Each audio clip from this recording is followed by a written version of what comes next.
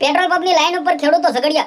જો video viral થયો. તમે બધા લોકો જાણતા છો કે જે રીતે હાલ ગુજરાતની અંદર ખેડૂતો જે પેટ્રોલ પંપની લાઈન ઉપર ડીઝલ માટે મેદાનની અંદર છે, પરંતુ ગુજરાતની સરકાર શું કરી રહી છે કઈ ખબર જ નથી પડતી. તમે બધા લોકો જે રીતે જોયું ભાઈ હાલ ગુજરાતની અંદર જે ખેડૂતો છે, ખેડૂતો સાથે મિત્રો વાત કીધો, નેતાઓ પણ ઘણા બધા મેદાનની અંદર આવ્યા છે. કરશનદાસ બાપુથી લઈને રાજુ કરપડાથી લઈને ગોપાલ ઇટાલિયાથી લઈને ચૈત્ર વસાવાથી લઈને બધા નેતાઓએ ખુલ્લેઆમ સોદરા કાઢ્યા છે. પરંતુ મુદ્દાની વાત એ છે કે ખેડૂત સાથે જે થઈ રહ્યું છે, ક્યાંક ને ક્યાંક ડીઝલ ઓછું અત્યારે મળી રહ્યું છે. ડીઝલ માટે ભાઈ 2-3 કિલોમીટરની લાઈન લાગી રહી છે. આ લાઈનને લઈને આનું જવાબદાર કોણ? શું પીએમ મોદી સાહેબના કારણે આ બધું થયું છે? ક્યાંક ને ક્યાંક ઘણા બધા લોકો તો પીએમ મોદી સાહેબને સોદરા કાઢી રહ્યા છે અને ઘણા બધા નેતાઓ તો ખુલ્લેઆમ કહી રહ્યા છે કે ભાઈ શું ચાલી રહ્યું છે ગુજરાતની અંદર. ગુજરાતની અંદર કોઈ પણ લોકો ખેડૂત ઉપર ક્યાંક ને ક્યાંક ધ્યાન જ નથી દેતા. ગુજરાતની સરકાર ક્યાંક ને ક્યાંક ધ્યાન જ નથી દેતી. સોશિયલ મીડિયા છે ભાઈ ઘણા બધા વિડીયો વાયરલ થતા હોય છે, પરંતુ મુદ્દાની વાત એ છે કે હવે ખેડૂત માટે ક્યાંક ને ક્યાંક મિત્રો હજી તો વાવણીના ટાઈમ આવી રહ્યો છે અને જો ડીઝલ નહીં મળે તો ભાઈ ટ્રેક્ટરથી ભાઈ તે ખેતરની અંદર ખેડી નહીં શકે, કંઈ પણ કરી નહીં શકે. સાથે મિત્રો હજી તો ખેડૂતોને નુકસાન નહીં, પરંતુ આખા દેશને નુકસાન થશે. કારણ કે વિચાર કરો કે ભાઈ બાજરો, ઘઉં આ સૌથી વધારે ગુજરાત ભારતમાંથી મિત્રો આવતો હોય છે અને વિદેશી પણ પૂછી રહ્યા, કારણ કે વિદેશમાં પણ ઘણા બધા જાય છે. પરંતુ મુદ્દાની વાત એ છે કે હાલ ખેડૂત માટે મિત્રો નેતાઓ મેદાનમાં આવ્યા છે. ઘણા બધા લોકો, તમે બધા લોકો વિડીયો જોયા છે કે ભાઈ કરશનદાસ બાબુ તો ખુલ્લેઆમ કહી રહ્યા છે કે ભાઈ મને ગોળી મારી દો,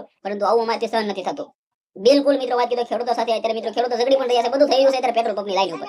પરંતુ પેટ્રોલ પંપની લાઈન ઉપર એક ભાઈનો વિડીયો મેં જોયો, ભાઈ મેલોડી જે ચોકલેટ છે પીએમ મોદી સાહેબે જે આપી હતી મેલોડીને, તે પણ લઈ લઈને બધા ખેડૂતોને ગિફ્ટ આપી રહ્યા છે. પરંતુ શું ચાલી રહ્યું છે ગુજરાતમાં કઈ ખબર જ નથી પડતી. વિડીયો શેર કરી ફોલો કરી દેજો જેથી તમારા સુધી જાણ કરી લાવતો રહો.